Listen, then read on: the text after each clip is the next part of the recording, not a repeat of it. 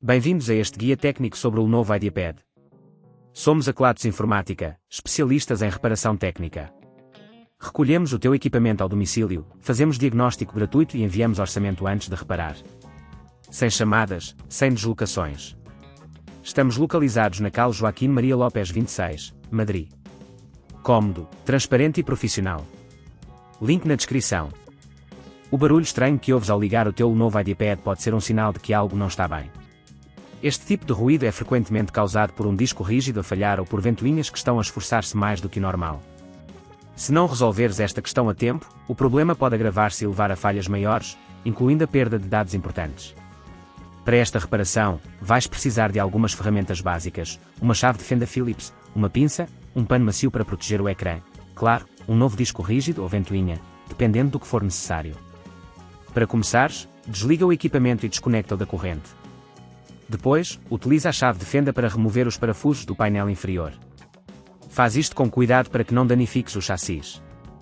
Assim que tiveres removido todos os parafusos, levanta suavemente o painel, garantindo que não há fios ou cabos a prender. É importante ter atenção a isto para evitar danos. Uma vez que tenhas acesso ao interior do laptop, é hora de localizar o componente que está a causar o problema. Se o barulho parece vir da área do disco rígido, procura o disco rígido e verifica se está bem fixo. Se estiver solto, pode ser a origem do barulho. Para o remover, desconecta os cabos que estão ligados a ele, tendo cuidado para não danificar os contactos. Se o problema for a ventoinha, localiza-a e verifica se há obstruções ou se está a funcionar de forma irregular. Para remover a ventoinha, geralmente também precisarás de desconectar alguns cabos e remover alguns parafusos. Lembra-te de aplicar uma pressão suave, evitando forçar qualquer componente. Se neste ponto achares que é demasiado complexo, lembra-te que na Kelatos recolhemos o equipamento no teu domicílio e devolvemos-te reparado.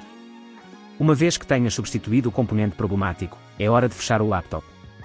Coloca o painel inferior de volta no lugar e fixa-o com os parafusos que removeste anteriormente. Certifica-te de que tudo está bem preso e que não há peças soltas. Ao ligar o laptop novamente, verifica se o barulho desapareceu e se tudo funciona corretamente. Para evitar que este problema volte a ocorrer, recomenda-se fazer uma limpeza regular do interior do laptop, especialmente nas ventoinhas, e monitorizar o estado do disco rígido com software apropriado. Assim, poderás prevenir futuros danos e prolongar a vida útil do teu equipamento. Se não queres arriscar danificar o teu equipamento, na Kelatos recolhemos, reparamos e devolvemos ao teu domicílio em todo o Portugal continental. Link na descrição.